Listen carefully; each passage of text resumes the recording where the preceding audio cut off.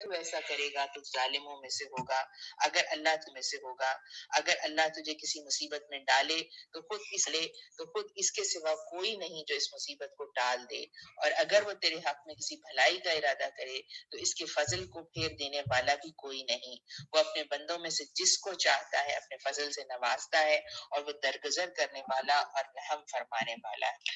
یہ جو بہنوں اللہ تعالیٰ کہہ رہا ہے نا کہ تو یکسو ہو کر اپنے آپ کو ٹھیک ٹھیک اس دین پر قائم کر لے، تو اس کا مقصد کیا ہے کہ اللہ اپنے نبی کو مخاطب کر رہا ہے، اور مخاطب اللہ کے اس خطاب میں اللہ تعالیٰ پورے ہم سب کو مخاطب کر کے کہہ رہا ہے کہ ہمیں یکسوئی اس ایک ڈائریکشن کو، سیدھے راستے کے ڈائریکشن کو ایک بار ہمیں ڈکلیئر کر دینا ہے کہ ہاں ہم اس راستے پر چلیں گے۔ جب اس راستے پر چلیں گے تو ہماری خواہشات ہمارے سامنے آئیں گی، ہمارا نفس ہمارے سامنے آئے گا، مختلف چیزیں جو ہے ہمارے سامنے آئیں گی، لیکن کیونکہ ہمارا نصب العین جو ہے وہ فوکس ہو گیا ہوگا، زندگی کا جو نصب العین ہے وہ فوکس ہو گیا ہوگا، تو ہم برابر ایک رفتار کے ساتھ جو ہے ایک اسٹیڈی رفتار ہوگی، ہماری مسلسل رفتار ہوگی، جس کے ساتھ ہم جو ہے وہ دین کے راستے پر چلتے رہیں گے۔ ہاں ایسا کبھی ہوگا کہ کبھی ایمان زیادہ ہوگا اور ہماری سپیڈ تیز ہو جائے گی، لیکن خدا نہ خواستہ یکسوئی اختیار کرنے کے بعد خدا نہ خواستہ ایسا نہیں ہوگا کہ کوئی ایسا اسٹیج آ جائے کہ جب ہمارا ایمان بالکل نیچے چلا جائے یا زیرو ہو جائے۔ یہ اللہ تعالیٰ یہی کہہ رہا ہے کہ اپنے آپ کو ٹھیک ٹھیک جو ہے یکسو ہو کر اپنے آپ کو ٹھیک ٹھیک دین پر قائم کر لو۔ دیکھیے بہنوں سورہ کا اختتام ہو رہا ہے، اور اس اختتام پر اللہ تعالیٰ جو ہے، یعنی آپ یہ دیکھیے کہ یہ جو ہے نا یہ جو 10 صورتیں ہیں نا، یہ سورہ یونس یعنی 10ویں صورت سے لے کے اب 23ویں صورت تک اللہ تعالیٰ مسلسل جو ہے نا یہ مکن قرآن جو ہے وہ ہمارے سامنے آئے گا۔ اس میں ابھی ہم سورہ ہود پڑھیں گے، پھر یوسف پڑھیں گے، طٰہٰ پڑھیں گے، بہت ساری صورتیں پڑھیں گے۔ اب یہاں پر اللہ تعالیٰ اپنے رسول کو یہ ہدایت کر رہا ہے کہ اب تم جو ہے مطلب رسول اور اس کے ماننے والے اپنے آپ کو کمٹ کر لیں، بالکل جو ہے جس راستے پر اللہ کے نبی نے اپنے آپ کو کمٹ کر لیا تھا، اسی راستے پر صبر اور استقامت کا مظاہرہ کرتے ہوئے اس قرآن پر ایمان لانے والوں کو اللہ کے نبی کی زندگی میں بھی، بعد میں بھی، آج بھی اور ہمیشہ تا قیامت جو ہے اسی کا مظاہرہ کرنا پڑے گا کہ اس قرآن کے ساتھ چپک کر ثابت قدمی کے ساتھ، استقامت کے ساتھ جو ہے ہم کھڑے رہیں۔ اور پھر دیکھیے پیاری بہنوں، ایک اہم بات یہ ہے کہ جو قرآن ہے نا وہ اس میں رولز اینڈ ریگولیشنز تو بہت تھوڑے سے ہیں۔ پورا جو قرآن ہے وہ کیا چیز ہمارے سامنے بنانا چاہتا ہے، ہماری شخصیت میں کیا چیز، ہماری شخصیت میں وہ ایک ایسا ایٹیٹیوڈ پیدا کرنا چاہتا ہے، ایک ایسے ایٹیٹیوڈ کا اسٹیبلشمنٹ ہمارے اندر پیدا کرنا چاہتا ہے کہ جس میں اللہ تعالیٰ کی اطاعت ہو۔ یعنی جو بھی کام کریں، جس زمانے میں جیسے حالات ہیں، ہمیں کام کیا کرنا ہے، ہمیں دیکھنے والے کو یہ سمجھ میں آئے کہ ہاں یہ اللہ کی اطاعت کر رہے ہیں۔ پھر دیکھیے پیاری بہنوں، سورہ توبہ میں اللہ تعالیٰ نے شرک کو پورا مطلب بزور ختم کرنے کی بات کی تھی، 4 مہینے تک یہاں رہ لو، اس کے بعد نکل جاؤ۔ یہ جو ہے نا، جو چیز اس وقت ہم پڑھ رہے ہیں، اس میں اللہ تعالیٰ شرک کی تمام فاؤنڈیشنز کو جو ہے وہ مطلب ختم کر رہا ہے نا، یعنی اپنے آپ کو اپنے اطراف سے ہر طرح کے شرک کو نکال دو۔ ہم ایمان لانے والے، ہم شرک نہیں کرتے، لیکن ہمیں بھی اپنے ایمان کو مختلف قسم کی جو کنٹامینیشن ہے نا ہمارے ایمان، ان سے جو ہے صاف کرنا ہے، پاک کرنا ہے۔ بہت ساری منافقتیں ہیں جن سے ہمیں اپنے آپ کو دور کرنا ہے۔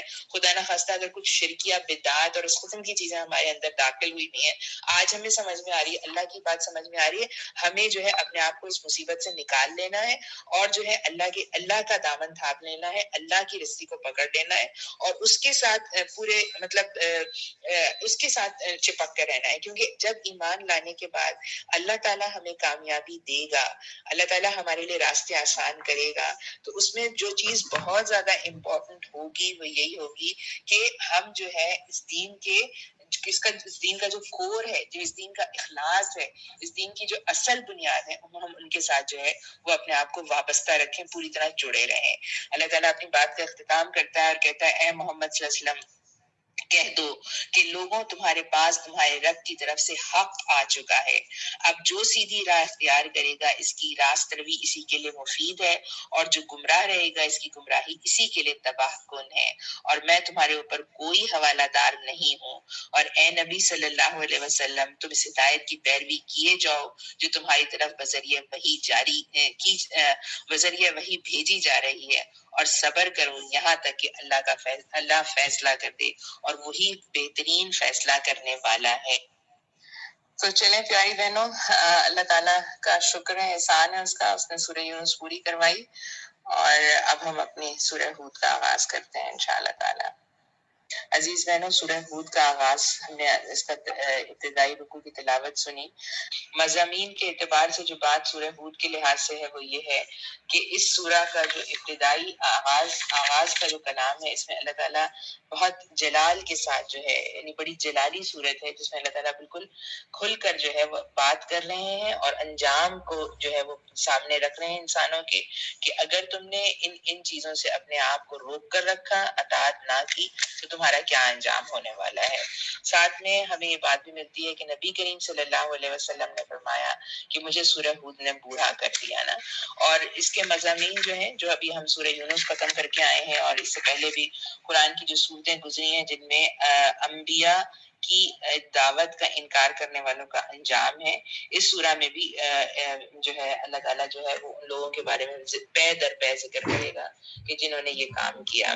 یعنی ہمیں اس طرح سے اس سورہ میں فہمائش کی جائے گی کہ اگر انسانوں نے دنیا کی زندگی کے جو ظاہری پہلو ہیں ان پر ہی اعتماد کیا اور انہی کے بارے میں سوچا، انہی کو اپنا متاع نظر بنا کے رکھا، وہی دنیا ہی کی کامیابی، اور ہر حال میں ہر صورت میں دنیا کی کامیابی، چاہے وہ حلال سے آئے چاہے حرام سے آئے، جب قوموں نے اس جو ہے وہ زندگی کے اسٹائل کو اپنایا اور رسولوں کی دعوت کو ٹھکرایا، یعنی اللہ کی طرف سے آئے ہوئے قانون کو ٹھکرایا، چاہے وہ رسولوں کی زندگی میں ہو چاہے رسولوں کی زندگی کے بعد ہو، ان کو اللہ تعالیٰ یہ کہہ رہا ہے کہ تم نہایت برا انجام جو ہے وہ دیکھو گے۔ اور جو ہے اس سورہ میں مسلسل جو ہے نا تاریخ کے مختلف جو ہے وہ احوال بیان کیے گئے ہیں، اور یہ بتایا گیا ہے کہ تباہی جو ہے وہ ان قوموں کا مقدر کیسے بنی۔ پھر ساتھ میں یہ بھی تنبیہ ہے کہ عذاب کے آنے میں جو تاخیر ہوتی ہے، یعنی ان قومیں ہیں جو کہ اپنے اعمال کو درست نہیں کر رہی، لیکن اس کے باوجود اگر اللہ تعالیٰ کی لاٹھی ابھی خاموش ہے، تو پھر یہ بات ہے کہ دراصل اللہ تعالیٰ انسانوں کو مہلت دے رہا ہے۔ یہ اللہ کا فضل ہے کہ اس نے مہلت میں رکھا ہوا ہے۔ اگر اس مہلت کے اندر انسان نہ سمجھے، انسانوں نے سوچ سمجھ کر ایک اجتماعی استغفار کا معاملہ اللہ کے ساتھ نہیں کیا، تو عذاب الہی آ جائے گا، اور اس کے آ جانے کے بعد وہ ٹالے جو ہے وہ نہیں ٹلے گا۔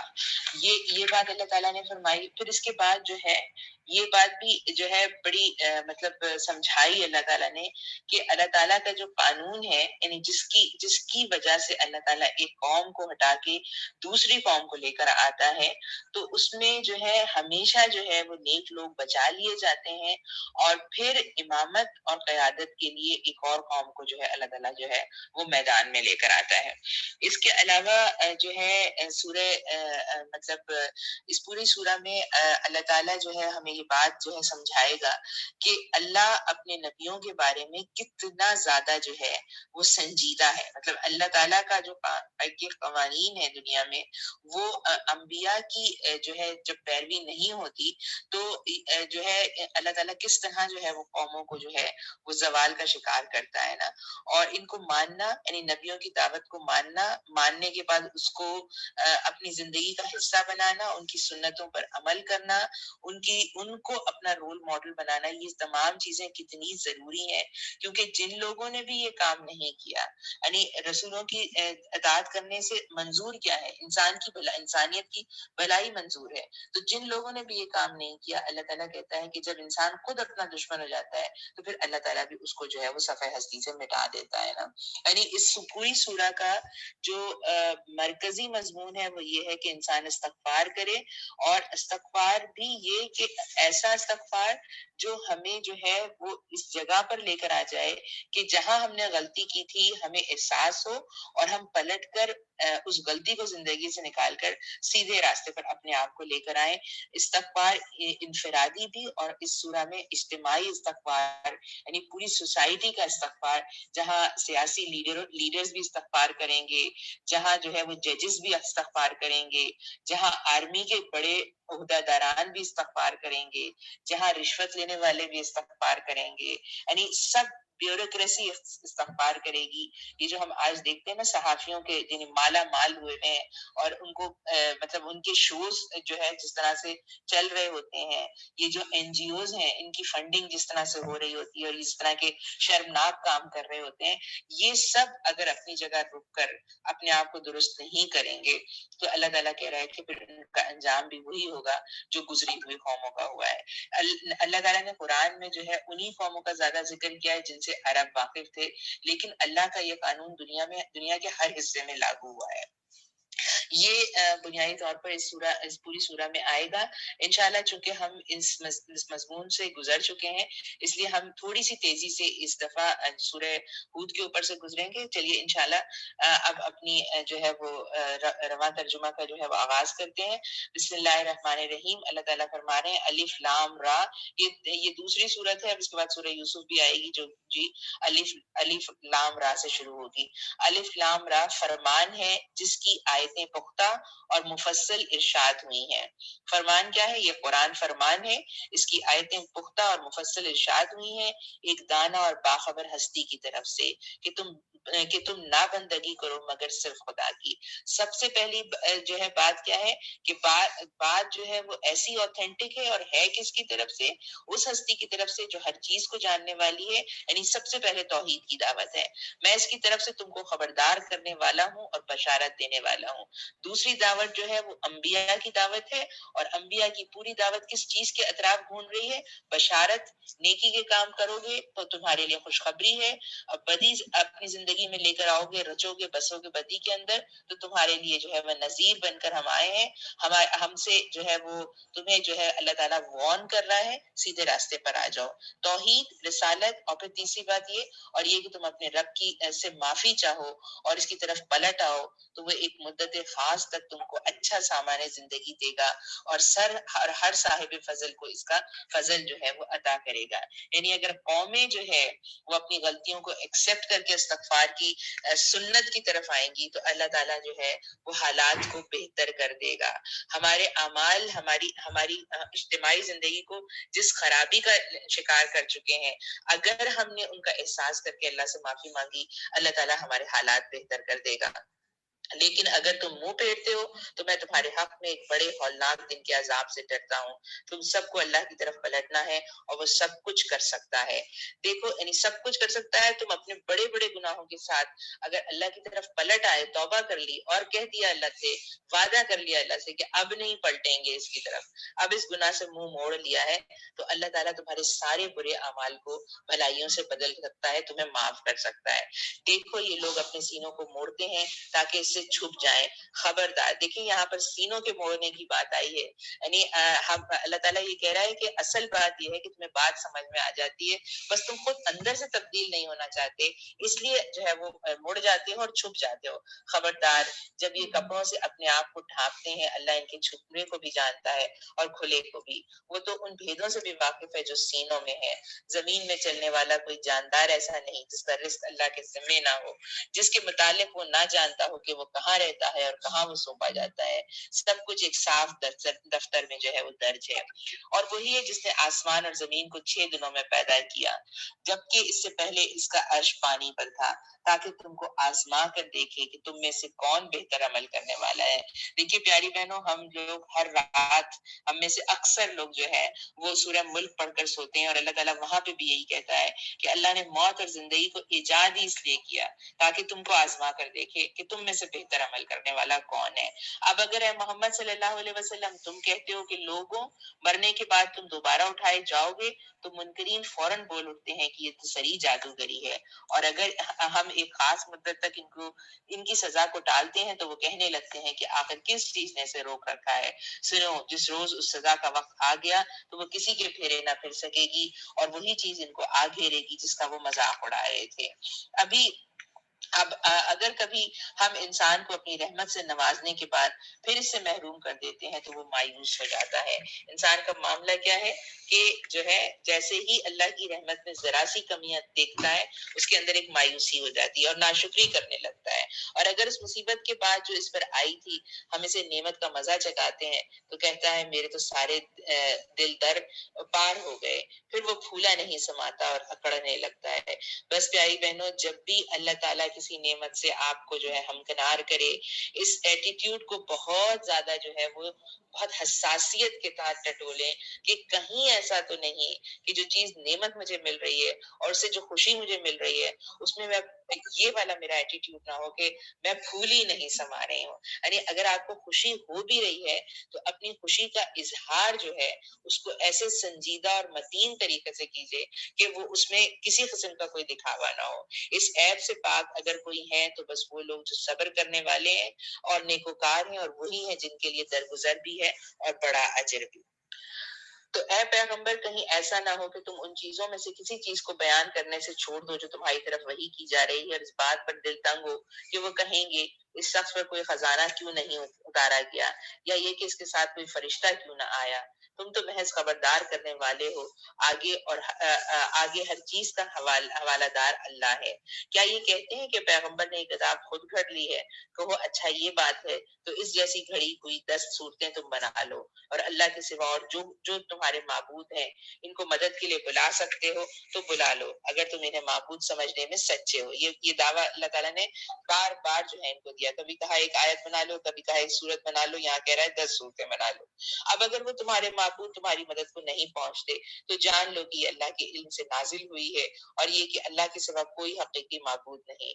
پھر کیا تم اس امر حق کے آگے سر تسلیم خم کرتے ہو؟ آگے اللہ تعالیٰ آیت نمبر 15 میں کہتا ہے جو لوگ بس اسی دنیا کی زندگی اور اس کی خوشنمائیوں کے طالب ہوتے ہیں، ان کی کارگزاری کا سارا پھل ہم یہی ان کو دے دیتے ہیں، اور اس میں ان کے ساتھ کوئی کمی نہیں کی جاتی، مگر آخرت میں ایسے لوگوں کے لیے آگ کے سوا کچھ نہیں۔ وہاں معلوم ہو جائے گا کہ جو کچھ انہوں نے دنیا میں بنایا وہ سب ملیا میٹ ہو گیا، اور اب ان کا سارا کیا دھرا محض باطل ہوگا۔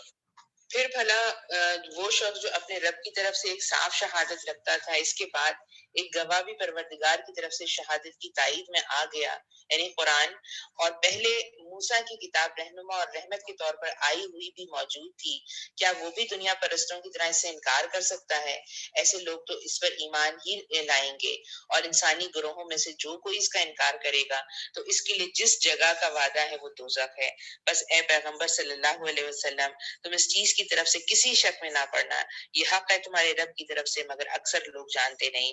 عزیز بہنوں، یہاں پر اللہ تعالیٰ اسپیسیفکلی اپنی ہدایات جو اللہ تعالیٰ نے نازل کی قرآن کی صورت میں، تورات کی صورت میں، اپنے جو صحیفے، جو اپنے میسیجز اللہ تعالیٰ نے انبیاء پر اتارے، ان کے لحاظ سے بات کر رہا ہے، اور اللہ تعالیٰ یہ ہمیں سمجھا رہا ہے، اور نبی کریم صلی اللہ علیہ وسلم کی ایک حدیث ہے، اس کا مفہوم یہ ہے کہ تم قرآن کو اپنے معاملات زندگی کا امام بنا لو تو تمہاری زندگی کے سارے مسائل جو ہے وہ ختم ہو جائیں گے نا۔ اور یہ بات کہی جاتی ہے نا کہ جو ہے وہ خاموش جو ہے تنبیہ جو ہے، خاموش تنبیہ جو ہے وہ موت ہے، اور بولنے والی تنبیہ جو ہے وہ اللہ کی کلام، اللہ کا کلام قرآن ہے۔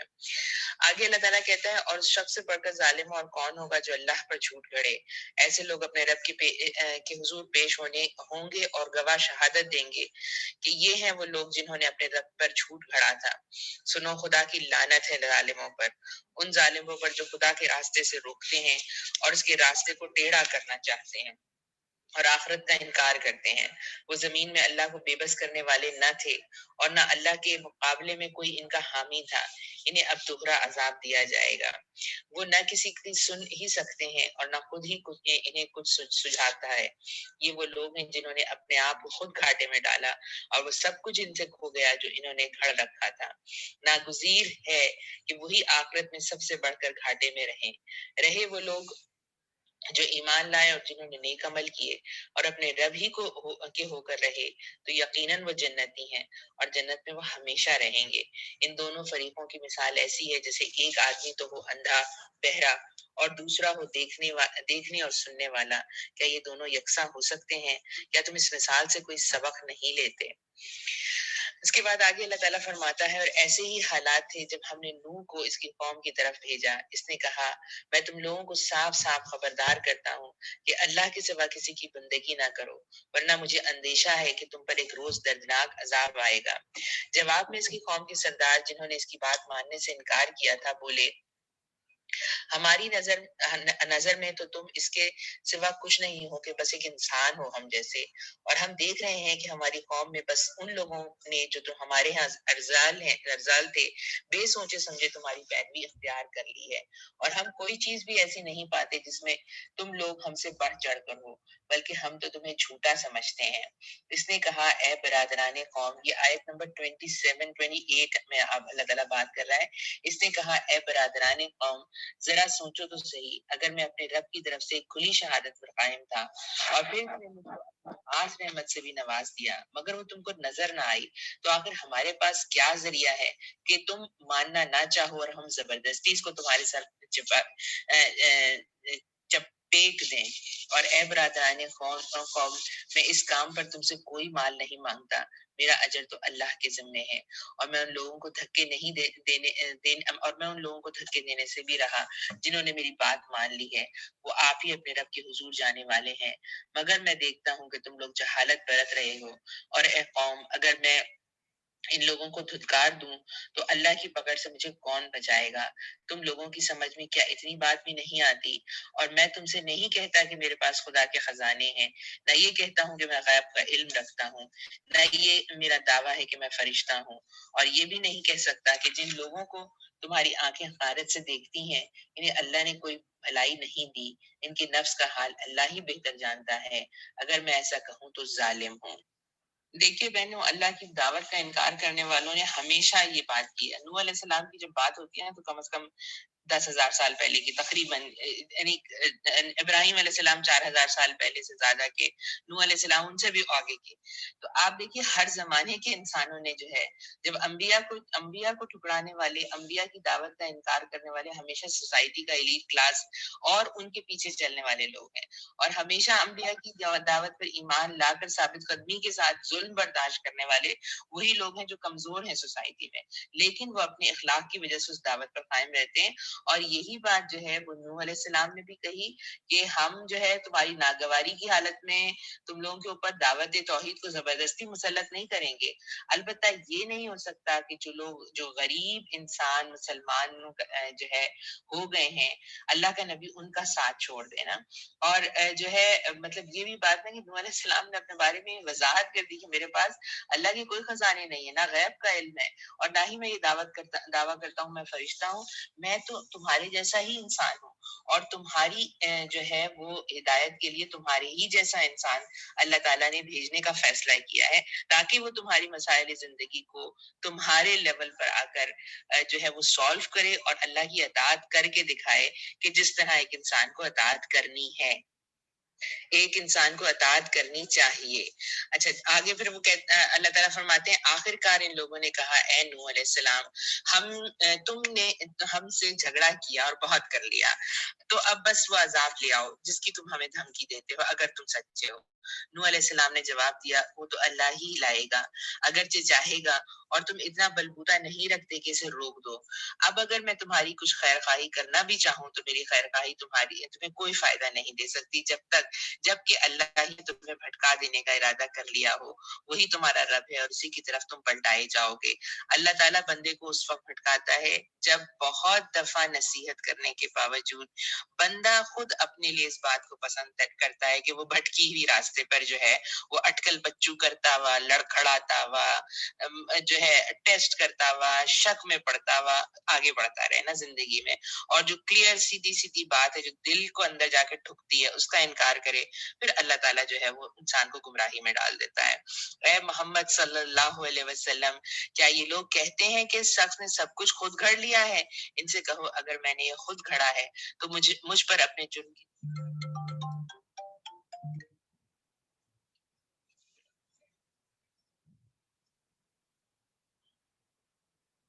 داری ہے، اور جو جرم تم کر رہے ہو اس کی ذمہ داری سے میں بری ہوں۔ نوح علیہ السلام پر وحی کی گئی کہ تمہاری قوم میں سے جو لوگ ایمان لا چکے ہیں بس وہ لا چکے ہیں، اب کوئی ماننے والا نہیں۔ ان کی کرتوتوں پر غم نہ کھانا، ان کی کرتوتوں پر غم کھانا چھوڑو، اور ہماری نگرانی میں ہماری وحی کے مطابق ایک کشتی بنانی شروع کر دو۔ دیکھیے فن جو ہے نا کشتی بنانے کا، یہ بھی اللہ تعالیٰ کی طرف سے وحی ہوا تھا۔ نوح علیہ السلام نے انسانوں کو کشتی بنا کے دکھائی اللہ کے حکم سے۔ اور دیکھو جن لوگوں نے ظلم کیا ہے ان کے حق میں مجھ سے کوئی سفارش نہ کرنا، یہ سارے کے سارے اب ڈوبنے والے ہیں۔ اللہ تعالیٰ اپنے بندے سے محبت کتنی کرتا ہے وہ بات ہم بہت اچھی طرح جانتے ہیں، کہ وہ عورت ہے جو ڈھونڈ رہی ہے اپنا بچہ، ڈھونڈ رہی ہے، جیسے ہی اس کو اپنا بچہ ملتا ہے چمٹا لیتی ہے سینے سے اور دودھ پلانا شروع کرتی ہے۔ اللہ کے نبی کہتے ہیں تم کیا سمجھتے ہو کہ یہ عورت اپنے بچے کو آگ میں ڈال دے گی؟ اور اس کے بعد نبی کے وسلم کہتے ہیں کہ ہاں جس طرح یہ عورت اللہ اپنے بندے سے اس عورت سے 70 گنا زیادہ جو ہے محبت کرتا ہے۔ لیکن جب بندوں کا معاملہ یہ ہو جاتا ہے نا کہ وہ بات مان کر نہیں دیتے، تو پھر اللہ تعالیٰ کہتا ہے کہ یہ سارے کے سارے جو ہے وہ ڈوبنے والے ہیں۔ چاہے اب پیغمبر کو اللہ تعالیٰ یہ سمجھا رہا ہوتا ہے کہ اب تم ان کے لیے رونا چھوڑ دو، اب ان کے لیے دکھ اٹھانا چھوڑ دو، یہ جو ہے اب جو ہے وہ ڈوبنے والے ہیں، اب یہ خسارے میں جانے والے ہیں۔ نوح کشتی بنا رہا تھا اور اس کی قوم کے سرداروں میں سے جو کوئی اس کے پاس سے گزرتا تھا وہ اس کا مذاق اڑاتا تھا۔ اس نے کہا اگر تم ہم پر ہنستے ہو تو ہم بھی تم پر ہنس رہے ہیں، ان قریب تمہیں خود معلوم ہو جائے گا کس پر وہ عذاب آتا ہے جو اسے رسوا کر دے گا، اور کس پر وہ بلا ٹوٹ پڑتی ہے جو ٹالے نہ ٹلے گی۔ اللہ تعالیٰ ہم سب کو بھی اپنی بلاؤں سے، اپنے عذاب سے جو ہے وہ بچا کر رکھے۔ دیکھیے طوفان نوح برپا نہیں ہوگا ہماری زندگیوں میں، لیکن انسان کا نقصان اس بات میں ہے کہ اس کی زندگی ختم ہو جائے اور وہ اپنے لیے کچھ لے کر نہ جائے نا۔ یعنی خسارے میں، عذاب میں، زوال میں وہی انسان ہے جس کو اللہ نے زندگی کی مہلت دی تھی، لیکن اس مہلت میں اس نے جو ہے وہ کام نہیں کیا۔ پھر موت چاہے وہ ڈوبنے سے آئے، چاہے وہ آنکھ بند کر کے بستر پر لیٹنے سے آ جائے نا، موت ہے۔ موت کو اللہ تعالیٰ ہماری موت کا وقت وہ رکھے کہ جب وہ ہم سے راضی ہو گیا ہو اور ہم اپنے انجام نیک سے خوش ہونا آگے جا رہے ہوں۔ یہاں تک کہ جب ہمارا حکم آ گیا اور وہ تندور ابل پڑا تو ہم نے کہا، یہ ہے آیت نمبر 40، ہر قسم کے جانوروں کا ایک ایک جوڑا کشتی میں رکھ لو، اپنے گھر والوں کو بھی سوائے ان اشخاص کے جن کی نشانی پہلے کی جا چکی ہے، اس میں سوار کر دو، اور ان لوگوں کو بھی بٹھا لو جو ایمان لائے ہیں۔ اور تھوڑے ہی لوگ تھے جو نوح کے ساتھ ایمان لائے تھے۔ اندازاً یہ بات کی جاتی ہے کہ نوح علیہ السلام کی 1000 سال کی تبلیغ کے بعد کچھ 100 لوگ تھے، شاید وہ 100 بھی نہیں تھے جو ایمان لے کر آئے تھے، جو نوح کے ساتھ ایمان لائے تھے۔ نوح علیہ السلام نے کہا سوار ہو جاؤ اس میں، اللہ کے نام کے ساتھ اس کا چلنا بھی ہے اور اس کا ٹھہرنا بھی ہے، میرا رب بڑا غفور الرحیم ہے۔ کشتی ان لوگوں کو لیے چلے جا رہی تھی اور ایک ایک موج پہاڑ کی طرح اٹھ رہی تھی۔ نوح کا بیٹا دور فاصلے پر تھا۔ نوح علیہ السلام نے پکار کر کہا بیٹا ہمارے ساتھ سوار ہو جاؤ، کافروں کا ساتھ نہ دو۔ اس نے پلٹ کر جواب دیا میں ابھی پہاڑ پر چڑھے جاتا ہوں جو مجھے پانی سے بچا لے گا۔ نوح نے کہا آج کوئی چیز اللہ کے حکم سے بچانے والی نہیں ہے سوائے اس کے کہ اللہ ہی کسی پر رحم فرما دے۔ اتنے میں ایک موج دونوں کے درمیان حائل ہو گئی اور وہ بھی ڈوبنے والوں میں شامل ہو گیا۔ دیکھیے پیاری بہنوں، ہم ان سے گزرتے ہیں نا تو ہمیں لگتا ہے کہ ہاں نوح علیہ السلام کے بیٹے نے انکار کیا اور یہ کہا کہ ابھی میں کسی اور پہاڑی پہ چڑھ جاتا ہوں، وہاں میں بچ جاؤں گا۔ آج کا جو انسان ہے، میں اور آپ جو ہیں، ہم بھی اپنی مٹیریلسٹک قسم کی جو ہماری اسٹرینتھ ہے نا، ہم اپنے ہاتھ سے جو چیزیں کر لیتے ہیں نا، ہم ان پر ایسا بھروسہ کرتے ہیں کہ یہ جو ہے فلانا پاسپورٹ میرے پاس ہے، فلانی جو ہے یونیورسٹی کی ڈگری میرے پاس ہے، فلانی بلٹ پروف گاڑی میرے پاس ہے۔ لیکن جب اللہ کا حکم آ جاتا ہے تو کون سی بلٹ پروف گاڑی بچاتی ہے نا، کون سا پاسپورٹ بچاتا ہے، کون سا بینک اور بیلنس بچاتا ہے نا۔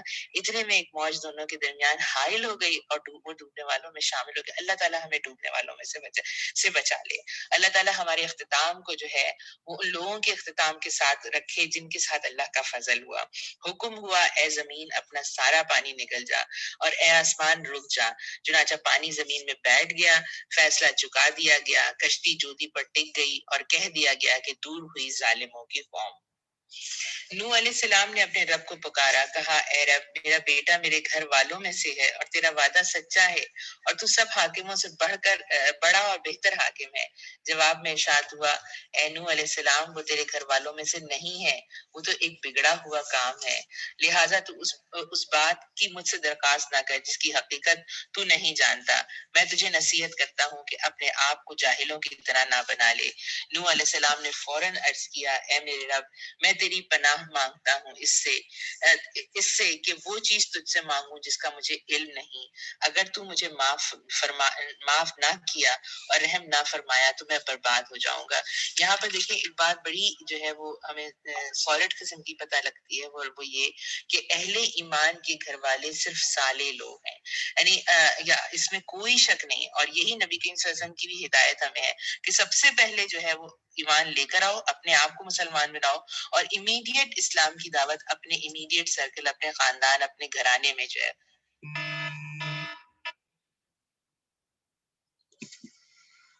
उसकी तबलीग करो। लेकिन मेरे और आपकी तबलीग अगर हम हकीकतन जो है इखलास के साथ ये काम करते हैं और हमारा जो बिल्कुल जो क्लोज सर्कल है वो इस दावत से मुतासर नहीं होता, तो गम खाकर बैठ जाने की जरूरत नहीं है। बल्कि क्या चीज है कि कोशिश अपनी करते रहें और हमें हिदायत क्या की जा रही है कि साले लोगों का साथ तलाश करें। यानी अगर घर में माहौल नहीं मिल रहा है तो ऐसे दोस्तों का साथ तलाश करें जो हमें पकड़कर सीधे रास्ते के ऊपर जो है वो लेकर चलें। और देखें ये बड़े स्ट्रॉन्ग अल्फाज हैं कि अल्लाह ताला अपने नबी को ये कह रहा है कि अपने आप को जाहिलों की तरह ना बना लो। लेकिन अब क्या है, सूरत हाल क्या है कि फौरन नूह अलैहिस्सलाम की रिपेंटेंस देखें आप हमेशा अंबिया का कैसा होता है। फौरन कहते हैं अल्लाह ताला मुझे इस बात से पनाह में ले ले कि मैं तुझसे वो मांगू जिसका मुझे इल्म नहीं है ना। आदम अलैहिस्सलाम ने भी कैसे तड़प के कहा कि अल्लाह ताला हमने अपने ऊपर जुल्म कर लिया, तूने हमें माफ ना किया, दरगुजर ना किया, हम खसारा पाने वालों में से हो जाएंगे। थे वो अल्लाह के नबी, ये नहीं कहा उन्होंने अल्लाह को, अल्लाह ताला आपने तो मुझे नबी बना के भेजा था, अब एक छोटी सी गलती हो गई, फल खा लिया मैंने, क्या है अल्लाह मियां आप माफ कर दें। हम तो झगड़ते हैं ना अल्लाह से। हम कहते हैं अल्लाह ताला इतनी बड़ी कोई गलती तो नहीं की थी जो इतनी बड़ी सजा मिल रही है। हमें ये समझ में नहीं आता कि हम किसकी जनाब में जो है अपने आप को इतना बड़ा समझते हैं कि हम गलती भी करते हैं, गुनाह का इर्तिकाब भी करते हैं, पता भी लग जाता है ये गलत काम है, ये पूरा लाइफस्टाइल गलत है जिसको गुजार रहे हैं। उसके बाद जब अल्लाह ताला कहीं से खींचता है तो अल्लाह से सवाल करने के लिए खड़े हो जाते हैं कि अल्लाह ताला हमसे तो बड़े बुरे बुरे लोग दुनिया में हैं, वो तो आराम से रह रहे हैं, आप हमारी रस्सी खींच रहे हैं। अंबिया की सुन्नत को जो है वो अपनाएं कि जब जब अपनी गलती का एहसास हो फौरन अल्लाह के हुजूर माफी मांगे। और इस पूरी सूरत का तो पैगाम ही जो है वो इस्तगफार है। और फिर आगे अल्लाह ताला कहता है, हुक्म हुआ ए नूह उतर जा, हमारी तरफ से सलामती और बरकतें हैं तुझ पर और उन गुरोहों पर जो तेरे साथ हैं, और कुछ गुरोह ऐसे भी हैं जिनको हम कुछ मुद्दत सामान्य जिंदगी बख्शेंगे, फिर इन्हें हमारी तरफ से दर्दनाक सजा पहुंचे अजाब पहुंचेगा। ए मोहम्मद सल्लल्लाहु अलैहि वसल्लम, ये गैब की खबरें हैं जो हम तुम्हारी तरफ वही कर रहे हैं। इससे पहले ना तुम इनको जानते थे और ना तुम्हारी कौम। बस सब्र करो, अंजाम कार मुत्तकियों ही के हक में है। बार बार अल्लाह ताला की ये गारंटी है कि जिसने तकवे के साथ, अल्लाह के एहसास के साथ, अल्लाह की मोहब्बत और अल्लाह के डर इसके दरमियान रहते हुए जो है बैन बैन बिल्कुल बीच में सीधे रास्ते पर इस एहसास के साथ गलती करूंगी तो अल्लाह मुझे देख रहा है, सीधे रास्ते पर रख के चल के कोई अच्छा काम करूंगी, मेरा दिल अंदर से खुश हो रहा है, मैं अल्लाह को राजी करना चाहती हूँ और अल्लाह की नाराजगी से बचना चाहती हूँ। मुझे इस बात की बड़ी तड़प है, मुझे इस बात का बड़ा एहसास है कि वो अरहमुर राहिमीन जिसने मुझे सब कुछ दिया, मेरी आंख की पलक, मेरे जिस्म के ऊपर के रुएं से लेके हर चीज जिसने मुझे दी, मुझे उसकी फर्मा बरदारी करना अच्छा लगता है, मुझे उसकी बात मान लेना, चाहे वो बात मेरे समझ में बहुत बहुत ज्यादा समझ में ना भी आए। अल्लाह का हुक्म अगर मेरे लिए है तो वो मैं उस बात को समझ लेती हूँ, उस पर अमल करने की कोशिश करती हूँ। ठीक है, मैं रिसर्च कर सकती हूँ, मालूम कर सकती हूँ, लोगों से पूछ सकती हूँ अल्लाह ने ये हुक्म क्यों दिया, लेकिन अल्लाह के किसी हुक्म के साथ झगड़ा नहीं करती। बस ये अगर है तो अंजाम कार मुत्तकियों ही के हक में है। और आद की तरफ नूह अलैहिस्सलाम की बात पूरी हुई, अब कौम आद, और आद की तरफ हमने इनके भाई हूद को भेजा। इसने कहा, ए बरादराने कौम, ये बड़ी इंपॉर्टेंट आयतें हैं, इनको जरा गौर से सुने। ए बरादराने कौम, اللہ کی بندگی کرو, تمہارا کوئی خدا اس کے سوا نہیں ہے, تم نے محض جھوٹ گھڑ رکھے ہیں. اے برادران قوم, اس کام پر میں تم سے کوئی اجر نہیں چاہتا, میرا اجر تو اس کے ذمہ ہے جس نے مجھے پیدا کیا ہے. کیا تم عقل سے ذرا کام نہیں لیتے؟ اور میری قوم کے لوگوں, اپنے رب سے معافی چاہو, پھر اس کی طرف پلٹو, وہ تم پر آسمان کے دھانے کھول دے گا اور تمہاری موجودہ قوت پر مزید قوت کا اضافہ کرے گا. مجرموں کی طرح منہ نہ پھیرو نا. اب یہ جو چیز ہے نا, یہ فارمولا ہے.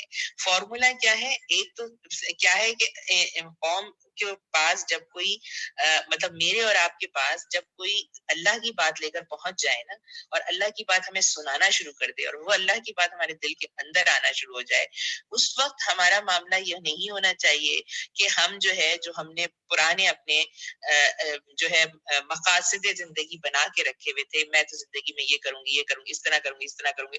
ارے یار, اب کیا ہوا کہ میں نے جو ہے نا اس دفعہ دورہ قرآن اٹینڈ کر لیا, اور دورہ قرآن اٹینڈ کرنے کے بعد تو مجھے یہ سمجھ میں آیا کہ یہ چیز بھی میری زندگی کی صحیح نہیں ہے, اور یہ چیز بھی صحیح نہیں ہے. اب میں اس چیز کو تو صحیح کر سکتی ہوں, لیکن میں اتنی بڑی چیز کو کیسے صحیح کر سکتی ہوں؟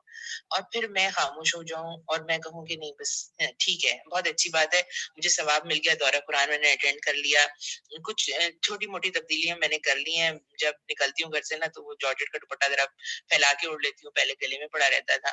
اللہ کہہ رہا ہے جھوٹ مت گھڑو نا, مطلب اپنے آپ کو خامخواہ میں سیٹسفائی نہیں کرو, بلکہ کیا کرو, استغفار کی نعمت کے ساتھ, جو نعمت ہے اللہ کی طرف سے, اللہ کی طرف پلٹ جاؤ نا.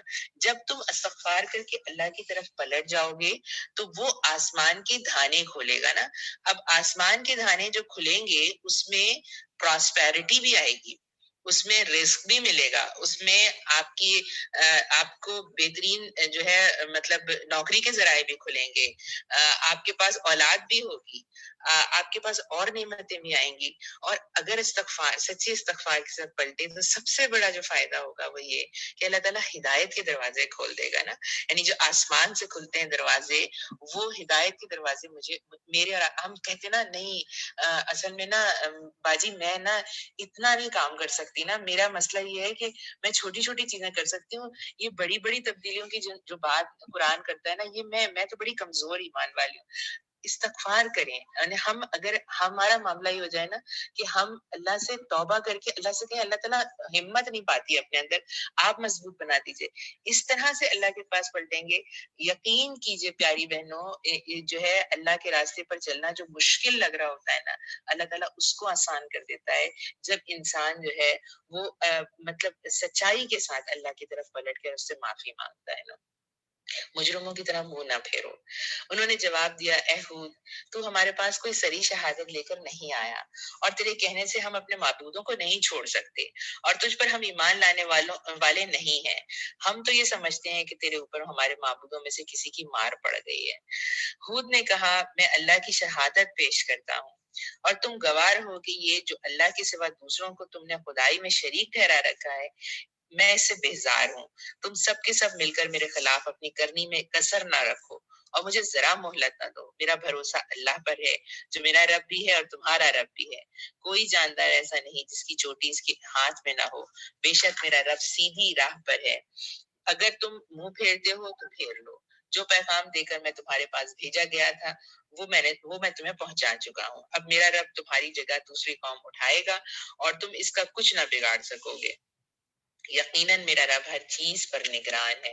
ایک تو اس بات کو نا بار بار سوچا کریں ایز اے پاکستانی بھی نا, کہ اللہ نے بڑی عزت دی ہے پاکستانی بنا کے نا.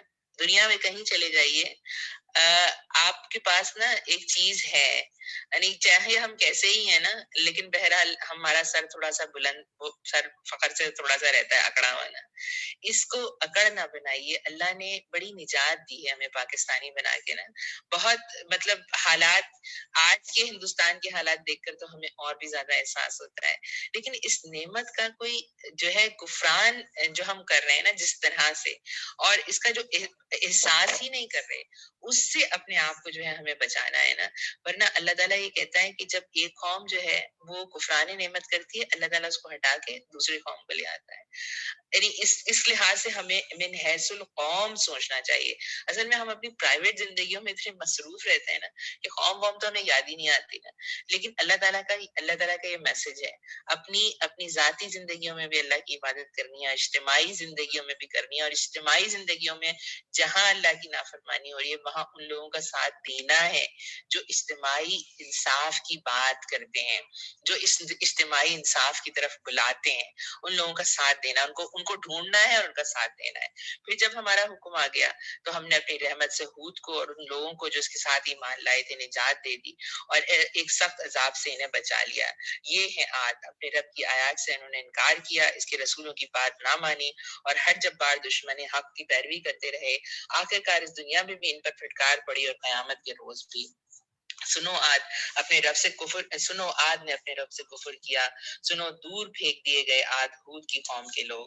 اور سمود کی طرف ہم نے ان کے بھائی صالح کو بھیجا، اس نے کہا اے میری قوم کے لوگوں، اللہ کی بندگی کرو، اس کے سوا تمہارا کوئی خدا نہیں. وہی ہے جس نے تم کو زمین سے پیدا کیا اور یہاں تم کو بسایا، لہذا تم اس سے معافی چاہو اور اس کی طرف پلٹ آؤ. یقیناً میرا رب قریب ہے اور وہ دعاؤں کا جواب دینے والا ہے.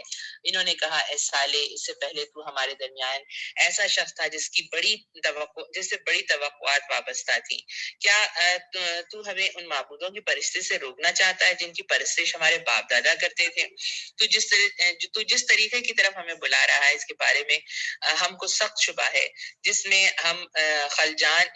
ہمیں خلجان میں ڈال دیا ہے. یہ آیت نمبر 62 ہے نا. صالح نے کہا اے برادران قوم، تم نے کچھ اس بات پر بھی غور کیا ہے کہ اگر میں اپنے رب کی طرف سے ایک صاف شہادت رکھتا تھا اور پھر اس نے اپنی رحمت سے مجھ کو نواز دیا ہے تو اس کے بعد اللہ کی پکڑ سے مجھے کون بچائے گا اگر میں اس کی نافرمانی کروں؟ تم میرے کس کام آ سکتے ہو سوائے اس کے کہ مجھے اور زیادہ خسارے میں تم میرے کس کام آ سکتے ہو سوائے اس کے کہ مجھے اور زیادہ خسارے میں ڈال دو. اور میری قوم کے لوگوں، دیکھو یہ اللہ کی اونٹنی تمہارے لیے ایک نشانی ہے. خسارے میں ڈال دو یہ کہ مزید تم میرے اوپر ظلم کرو. اور اے میری قوم کے لوگوں، دیکھو یہ اللہ کی اونٹنی تمہارے لیے ایک نشانی ہے. اسے خدا کی زمین میں چرنے کے لیے آزاد چھوڑ دو، اسے ذرا تعرض نہ کرو اور نہ کچھ زیادہ دیر ورنہ کچھ تعرض نہ کرنا اور نہ کچھ زیادہ دیر نہ گزر گئی کہ تم پر خدا کا عذاب آ جائے گا. مگر انہوں نے اونٹنی کو مار ڈالا. اس پر صالح علیہ السلام نے ان کو خبردار کر دیا کہ بس اب 3 دن اپنے گھروں میں اور بس لو، یہ ایسی میعاد ہے جو جھوٹی نہ ثابت ہوگی. آخر کار جب ہمارے فیصلے کا وقت آ گیا تو ہم نے اپنی رحمت سے صالح کو اور ان لوگوں کو جس کے ساتھ ایمان لائے تھے بچا لیا اور اس دن کی رسوائی سے ان کو محفوظ رکھا. بے شک تیرا رب ہی دراصل طاقتور اور بالا دست ہے. رہے وہ لوگ جنہوں نے ظلم کیا تھا تو ایک سخت دھماکے نے ان کو ڈھیر لیا اور وہ اپنی بستیوں میں اس طرح بے حس و حرکت پڑے رہ گئے گویا وہ وہاں کبھی بسے ہی نہ تھے. سنو سمود نے اپنے رب سے کفر کیا، سنو دور پھینک دیے گئے سمود. اللہ تعالیٰ ہمیں من حیث القوم بھی اور انفرادی حیثیتوں میں بھی اپنے ہر طرح کے عذاب سے جو ہے وہ محفوظ رکھے. اور دیکھو ابراہیم کے پاس ہمارے فرشتے خوشخبری لیے ہوئے پہنچے، کہا تم پر سلام ہو. ابراہیم نے جواب دیا تم پر بھی سلام ہو. پھر کچھ دیر نہ گزری تھی کہ ابراہیم ایک بھنا ہوا بچڑا ان کی ضیافت کے لیے لے آیا، مگر جب دیکھا کہ ان کے ہاتھ کھانے پر نہیں پڑتے تو وہ ان سے مشتبہ ہو گیا اور دل میں ان سے خوف محسوس کرنے لگا. انہوں نے کہا ڈرو نہیں، ہم تو لوط کی قوم کی طرف بھیجے گئے ہیں. ابراہیم کی بیوی بھی کھڑی ہوئی تھی، وہ یہ سن کر ہنس دی. پھر ہم نے اس کو اسحاق کی اور اسحاق کے بعد یعقوب کی خوشخبری دی. وہ بولی ہائے میری کم بختی، کیا اب میرے یہاں اولاد ہوگی جبکہ میں بڑھیا پھوس ہو گئی ہوں اور یہ میرے میاں بھی بوڑھے ہو چکے ہیں؟ یہ تو بڑی عجیب بات ہے. فرشتوں نے کہا اللہ کے حکم پر تعجب کرتی ہو؟ ابراہیم کے گھر والوں، تم لوگوں پر اللہ کی رحمت اور اس کی برکتیں ہیں اور یقیناً اللہ نہایت قابل تعریف اور بڑی شان والا ہے. عزیز بہنوں، یہاں پر اتنے سارے انبیاء کی اقوام پر عذاب کا ذکر ہے. ایک ہی خوشخبری ہے وہ ابراہیم علیہ السلام کے قصے میں ہے اور وہ یہ کہ ابراہیم علیہ السلام کو اللہ تعالیٰ جو ہے وہ اسحاق علیہ السلام کی بشارت دے رہا ہے حضرت سارہ کو، اور ابراہیم علیہ السلام کو، اور ساتھ میں یہ بھی دے رہا ہے کہ ابھی آگے بھی جو ہے تمہاری جو ذریت ہے اس میں جو ہے اللہ تعالیٰ کی طرف سے رحمتیں اور برکتیں ہیں، اور یقیناً اللہ نہایت قابل تعریف اور بڑی شان والا ہے نا۔ پھر جب ابراہیم علیہ السلام کی گھبراہٹ دور ہو گئی اور اولاد کی بشارت سے اس کا دل خوش ہو گیا، تو اس نے قوم لوط کے معاملے میں ہم سے جھگڑا شروع کیا۔ حقیقت میں ابراہیم بڑا ہی حلیم اور نرم دل آدمی تھا اور ہر حال میں ہماری طرف رجوع کرتا تھا۔ آخر کار ہمارے فرشتوں نے اس سے کہا، اے ابراہیم علیہ السلام، اس سے باز آ جاؤ، تمہارے رب کا حکم ہو چکا ہے، اور اب ان لوگوں پر وہ عذاب آ کر رہے گا جو کسی کے پھیرے نہیں پھر سکتا۔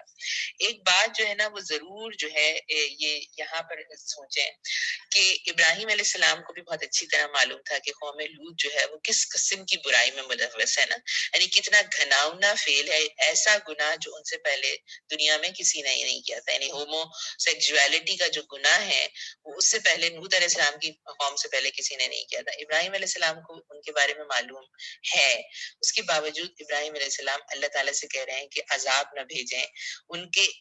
ان کو اس وقت بھی امید ہے کہ یہ اللہ کی طرف پلٹ کر آ جائیں گے اور سیدھے راستے پر آ جائیں گے۔ یعنی انبیاء کی جب یہ والی کیفیت ہمارے سامنے آتی ہے نا، تو ہمیں بھی یہ سوچنا چاہیے کہ ہم کتنی جلدی جو ہے وہ اپنے اطراف کے لوگوں سے مایوس ہو جاتے ہیں، اور اطراف کے لوگوں کے علاوہ ہم خود اپنے آپ سے بھی مایوس ہو جاتے ہیں، نہیں یار میں نہیں کر سکتی یہ کام مجھ سے نہیں ہونے والا۔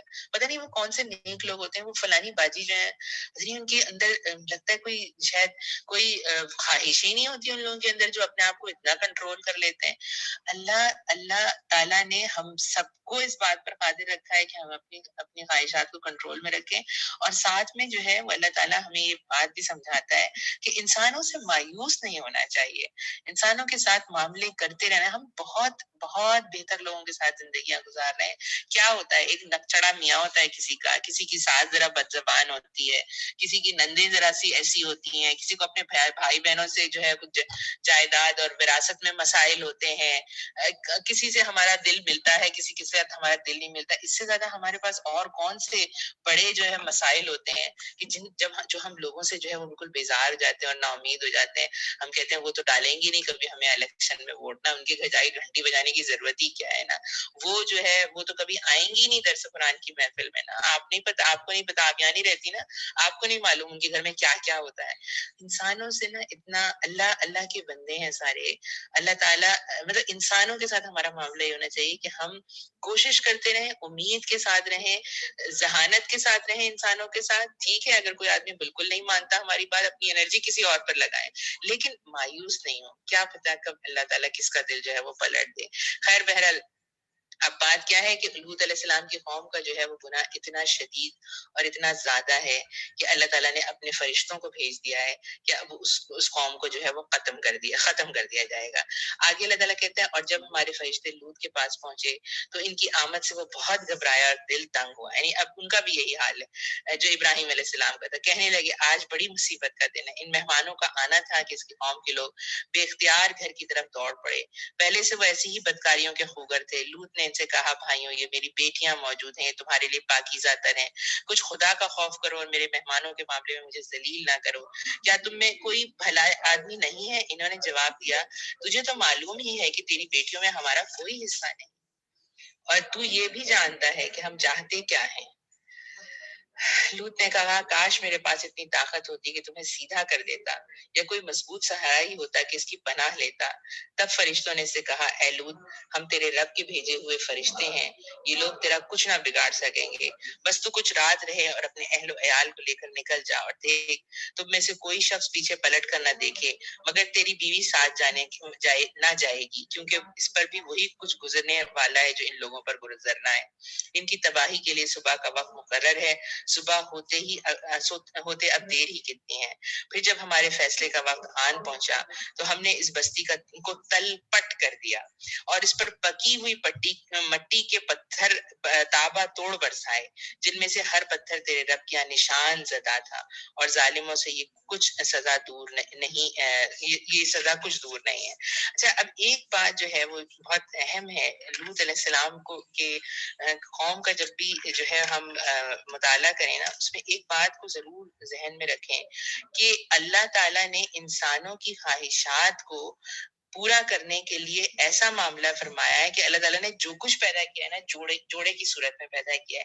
ایون آپ میں سے جو لوگ زیادہ سائنس پڑھتے ہیں اور جن کو یہ پتا ہے کہ بعض جو ہے وہ جو نچلے درجے کے کیڑے مکوڑے ہیں وہ ہرمافروڈائٹ ہوتے ہیں، لیکن ان میں بھی جو ہے میل پارٹس بھی ہوتے ہیں اور فیمیل. ایک ہی کچھوے کے اندر، ایک ہی ارتھ وارم کے اندر جو ہے وہ میل پارٹ بھی ہوتے ہیں اور فیمیل. یعنی اللہ تعالیٰ نے نا بنایا ہی اس طرح سے. تخلیق اس کی ایسی ہے کہ ایک میل پارٹ ہوگا، ایک فیمیل پارٹ ہوگا. میل پارٹ فیمیل پارٹ کے ساتھ جو ہے وہ سکون حاصل کرے گا اور اس کے نتیجے میں کنٹینیوٹی ہوگی، جنریشن کی کنٹینیوٹی ہوگی. تو اس جو بد فعلی ہے نا، یہ جو بد فعلی ہے نا، ہومو سیکچویلٹی کی جو بد فعلی ہے، وہ انسان کے اوپر اتنا بڑا ظلم ہے. اللہ تعالیٰ نے اس کو جس فطرت سے میں پیدا کیا اور جس فطرت میں اس کو سکون اور اطمینان اور خوشی مل سکتی ہے، جب انسان اس فطرت کو تبدیل کر دیتا ہے اور اس کے بعد یہ کہتا ہے کہ لوط تجھے پتا ہے ہمیں تیری بیٹیوں میں کوئی مزہ نہیں آنے والا ہے. تو یعنی انہوں نے اپنی فطرت اتنی زیادہ مسخ کر دی ہوتی ہے کہ ان کو اب جو ہے وہ سیدھے طریقے سے کوئی چیز بھلی لگ ہی نہیں رہی ہوتی. اور یہ جو لوط علیہ السلام کی بیوی کے بارے میں آتا ہے نا، ان کا معاملہ کیا ہے کہ وہ اللہ تعالیٰ کہہ رہا ہے کہ وہ بڑھیا تیرے ساتھ جو ہے وہ نہیں جائے گی نا، اور وہ تیری بیوی تیرے ساتھ نہیں جائے گی. اور کیا ہے ان کا معاملہ یہ کہ وہ خود کوئی برا کام نہیں کرتی تھی، لیکن ان کا جو ویسٹڈ انٹرسٹ ہے، مطلب جو ان کی قوم کا تھا، وہ اس میں ان کا ساتھ دیتی. تو یہ جو چیز ہے، یعنی نبی کی بیوی نے بھی اگر یہ کام کیا تو اللہ تعالیٰ اس کو بھی بخشنے والا نہیں ہے نا. نوح علیہ السلام کا بیٹا ہو، لوط علیہ السلام کی بیوی ہو، کوئی بھی ہو نا. پھر جب ہمارے فیصلے کا وقت پہنچا، یہ ہم نے پڑھ لیا، اور پھر یہ پورا ہوا نا لوط علیہ السلام. اور مدین والوں کی طرف ہم نے اس کے بھائی شعیب کو بھیجا. اس نے کہا اے میری قوم کے لوگوں، اللہ کی بندگی کرو، اس کے سوا تمہارا کوئی خدا نہیں، اور ناپ تول میں کمی نہ کیا کرو. شعیب علیہ السلام کی قوم تھی جو ناپ تول میں کمی کرتی تھی. ان کا بہت بڑا گناہ یہ تھا کہ وہ ڈنڈی مارتے تھے. آج ویسے ہم بھی نا اپنا جائزہ لیں. مطلب یہ کہ قومی حیثیت ہے، من حیث القوم جس لفظ سے نا استعمال کرتے ہیں، ڈنڈی مارنے کو نا ہم بڑی اپنی ذہانت سمجھتے ہیں. ہم کہتے ہیں ہم بڑے شارپ ہیں، ہم نے تو ایسا نکال لیا نا، پتہ ہی نہیں لگا ان کو. اتنا کلو وزن لے جانا تھا، میں اتنا لے گئی نا. یعنی ہر جگہ جو ہے مطلب کوئی جو ہے موقع نہیں چھوڑتے ہم کہ ہم جس میں جو ہے وہ کہیں سے ہاتھ لے کر لیں اور اس ہاتھ کرنے کا کسی کو پتا بھی نہ لگے نا. آج میں تم کو اچھے حال میں دیکھ رہا ہوں، مگر مجھے ڈر ہے کہ کل تم پر ایسا دن آئے گا جس کا عذاب سب کو گھیر لے گا. اور اے برادران قوم، ٹھیک انصاف کے ساتھ پورا ناپو اور تولو، اور لوگوں کو ان کی چیزوں میں گھاٹا نہ دیا کرو، اور زمین میں فساد نہ پھیلاتے پھرو. اللہ کی دی ہوئی بچت تمہارے لیے بہتر ہے اگر تم مومن ہو، اور بہرحال میں تمہارے اوپر کوئی نگران کار نہیں ہوں. انہوں نے جواب دیا اے شعیب، کیا تیری نماز تجھے یہ سکھاتی ہے کہ ہم سارے معبودوں کو چھوڑ دیں جن کی پرستش ہمارے باپ دادا کرتے تھے، یا یہ کہ ہم کو اپنے مال میں سے اپنے منشا کے مطابق تصرف کرنے کا اختیار نہ ہو؟ بس تو ہی ایک عالی ظرف اور استباز آدمی رہ گیا ہے. شعیب علیہ السلام نے کہا بھائیوں، تم خود ہی سوچو، اگر میں اپنے رب کی طرف سے ایک کھلی شہادت پر تھا، پھر اس نے اپنے یہاں سے مجھ کو اچھا رزق بھی عطا کیا، تو اس کے بعد میں تمہاری گمراہیوں اور حرام خوریوں میں تمہارا شریک حال کیسے ہو سکتا ہوں؟ اور میں ہرگز نہیں چاہتا کہ جن باتوں سے میں تم کو روکتا ہوں ان کا خود ارتکاب کروں. میں تو اصلاح کرنا چاہتا ہوں جہاں تک میرا بس چلے، اور یہ جو کچھ میں کرنا چاہتا ہوں اس کا سارا انحصار اللہ کی توفیق پر ہے. اس پر میں نے بھروسہ کیا اور ہر معاملے میں کس کی طرف رجوع کیا. پیاری بہنوں، ہم آج کا جو ہمارا اپنا معاملہ ہے نا، کہ جب ہم کسی مطلب جب ہمیں کوئی پکڑتا ہے نا تو ہم اس کے سامنے کہتے ہیں کہ جی آپ کیا سمجھتی ہیں، آپ ہی پرہیزگار ہیں، ہم بھی نماز پڑھتے ہیں، ہم بھی روزہ رکھتے ہیں، ہم بھی اپنے مال میں سے زکوٰۃ دیتے ہیں، ہم بھی حج اور عمرے کرتے ہیں. آپ اپنی زندگی گزاریے، ہمیں اپنی زندگی گزارنے دیجیے۔ ہم نے مذہب کو جو ہے عبادت کا دین بنا لیا ہے، ہم عبادتیں کر لیتے ہیں، ہم تو بلکہ اس سے زیادہ عبادتیں کرتے ہیں۔ یہ نماز روزے حج زکوٰۃ کے علاوہ بھی ہمارے پاس ہوتے ہیں، چہلم بھی ہوتا ہے، اور مزار پہ ہم فاتحہ بھی پڑھ لیتے ہیں، اور دم درود بھی کر لیتے ہیں، ہم بہت سارے کام کر لیتے ہیں۔ اللہ تعالیٰ یہاں کہہ رہا ہے کہ شعیب علیہ السلام کے قوم کے لوگوں نے بھی یہی کہا تھا کہ شعیب مطلب تیری نماز تجھے، ہماری نماز تو ہمیں یہ نہیں سکھا رہی کہ ہر چیز میں جو ہے ہم اپنی منشا کو چھوڑ دیں، ہم اپنی مرضی کو چھوڑ دیں۔ اب جو ہے شعیب علیہ السلام نے ان کو جواب کیا دیا، اور جو کچھ میں کرنا چاہتا ہوں اس کا سارا انحصار اللہ کی توفیق پر ہے، اسی کی طرف میں نے بھروسہ کیا اور ہر معاملے میں اسی کی طرف رجوع کرتا ہوں۔ جو لوگ بھی ہمیں نیکی کی طرف بلاتے ہیں نا، ان کے ساتھ جو ایٹیٹیوڈ ان جنرل انسانوں کا ہوتا ہے آج بھی میرے اور آپ کے زمانے میں، وہ کچھ اسی طرح کا ہوتا ہے، کچھ اسی طرح کے الفاظ ہوتے ہیں جو ہم بھی ان لوگوں کے لیے کہہ رہے ہوتے ہیں۔ اور اے برادران قوم، میرے خلاف تمہاری ہر دھرمی کہیں یہ نوبت نہ پہنچا دے کہ آخرکار تم پر وہی عذاب آ کر رہے جو نوح اور یا ہود یا صالح کی قوم پر آیا، اور لوط کی قوم تو تم سے کچھ زیادہ دور بھی نہیں ہے۔ دیکھو اپنے رب کی معافی مانگو اور اس کی طرف پلٹ آؤ، بے شک میرا رب رحیم ہے اور اپنی مخلوق سے جو ہے وہ محبت رکھتا ہے۔ یعنی دیکھیے پیاری بہنوں، اللہ تعالیٰ جو ہے سنگ دل نہیں ہے، بے رحم نہیں ہے۔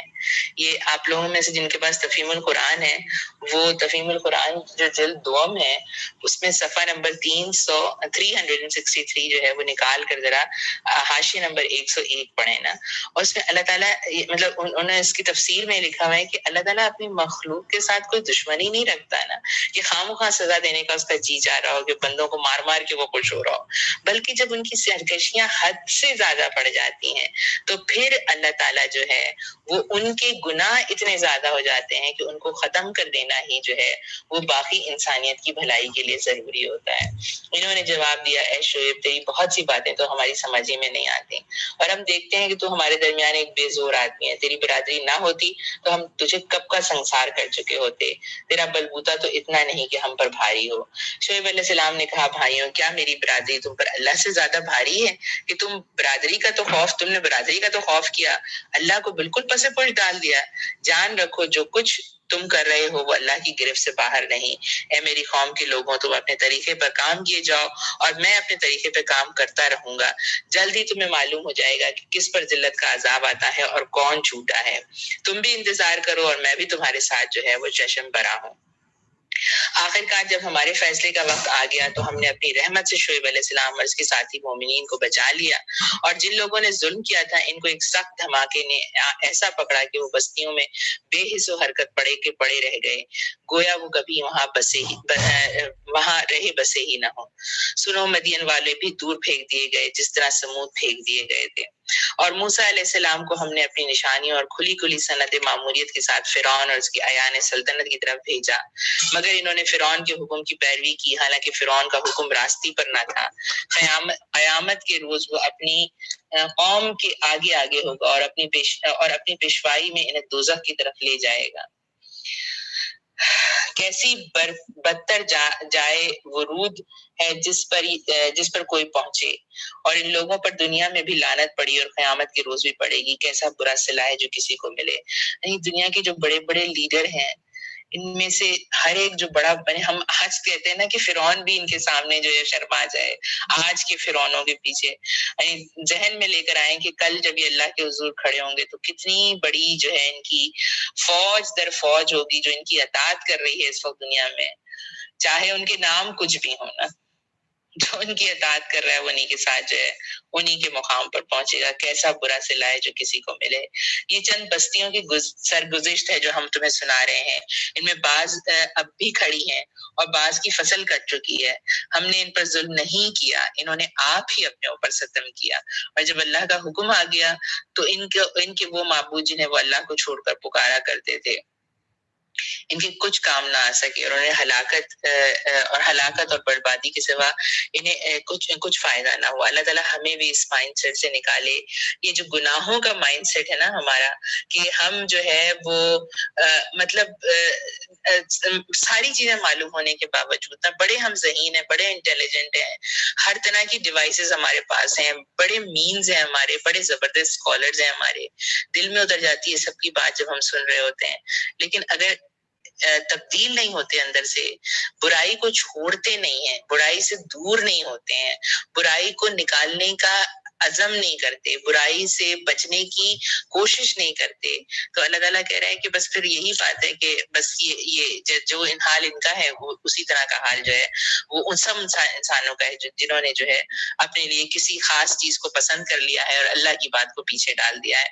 अच्छा, अब और सीधी बात ये है प्यारी बहनों कि अल्लाह ताला ने अच्छे लोग बनाए हैं और बुरे, यानी इन बिटवीन जो है ना नहीं है कुछ। या तो आप अच्छे लोगों का साथ दें, मैं और आप, या फिर हमारी कैटेगरी ये है कि हम बुरे लोग हैं ना। अल्लाह ताला हमें इससे बचा के रखे। और तेरा रब जब किसी जालिम बस्ती को पकड़ता है तो फिर इसकी पकड़ ऐसी हुआ करती है कि फिल वाकई इसकी पकड़ बड़ी सख्त और दर्दनाक होती है। हकीकत ये है कि इसमें एक निशानी है हर उस शख्स के लिए जो अजाब आखिरत का खौफ रखता है। यानी यहाँ पर जो है ना मेरे और आपके को बिल्कुल जिस तरह अल्लाह ताला ने एड्रेस किया है, मतलब मैं और आप ईमान वाले लोग हैं ना, तो अल्लाह ताला जब हमारे सामने इतनी जो है खुली खुली निशानियां लेकर आता है, तो फिर हमें जो है वो इस हकीकत को पहचानना चाहिए कि अल्लाह ताला बात कर रहा है और उस आखिरत का खौफ हमारे दिल में होना चाहिए और हमारे अमल जो है वो बदलने चाहिए। वो एक दिन होगा जिसमें सब लोग जमा होंगे और फिर जो कुछ भी उस रोज होगा सबकी आंखें के सामने होगा। हम ये आयत नंबर 104 है, हम इसके लाने में कुछ बहुत ज्यादा ताकीर नहीं कर रहे हैं, बस एक गिनी चुनी मुद्दत इसके लिए मुकर्रर है। जब वो आएगा तो किसी को बात करने की मजाल ना होगी इल्ला ये कि खुदा की इजाजत से कुछ अर्ज करे। फिर कुछ लोग इस रोज बदबख्त होंगे और कुछ नेक बख्त। जो बदबख्त होंगे वो दोजख में जाएंगे, जहां गर्मी और प्यास की शिद्दत से वो हाँपेंगे और फनकारे मारेंगे और इसी हालत में वो हमेशा रहेंगे जब तक कि जमीन और आसमान कायम है। इल्ला ये कि तेरा रब ही कुछ और चाहे, बेशक तेरा रब पूरा इख्तियार रखता है कि वो जो चाहे करे। रहे वो लोग के जो नेक बख्त निकलेंगे तो वो जन्नत में जाएंगे और वहां हमेशा रहेंगे जब तक आसमान और जमीन और आसमान कायम है। इल्ला ये कि तेरा रब कुछ और चाहे, ऐसी बख्शिश इनको मिलेगी जिसका सिलसिला कभी मुनक़ता होने वाला ना होगा। बस ए नबी सल्लल्लाहु अलैहि वसल्लम, तू इन माबूदों की तरफ से किसी शक में ना रहे जिनकी ये लोग इबादत कर रहे हैं। ये तो बस लकीर के फकीर बने हुए हैं, उसी तरह पूजा पाठ किए जा रहे हैं जिस तरह पहले इनके बाप दादा करते थे। हमारे पास भी आज है माबूद ना, जो जैसे बाप दादा थे वैसे ही वही काम जो है वो अब उनकी नस्लें भी कर रही हैं और हम इनका हिस्सा इन्हें भरपूर देंगे बगैर इसके कि इसमें कुछ काट कसर हो। हमने इससे पहले मूसा को भी किताब दे चुके हैं, उसके बारे में इख्तिलाफ किया गया था जिस तरह आज इस किताब के बारे में किया जा रहा है। अगर तेरे रब की तरफ से एक बात पहले ही तय न कर दी गई होती तो इन इख्तिलाफ करने वालों के दरमियान कभी का फैसला चुका दिया गया होता। ये वाकया है कि ये लोग इसकी तरफ से शक और खलजान में पड़े हुए हैं और ये भी वाकया है कि तेरा रब इन्हें इनके अमाल का पूरा पूरा बदला देकर रहेगा। यकीनन वो उन लोगों की सब हरकतों से बाखबर है।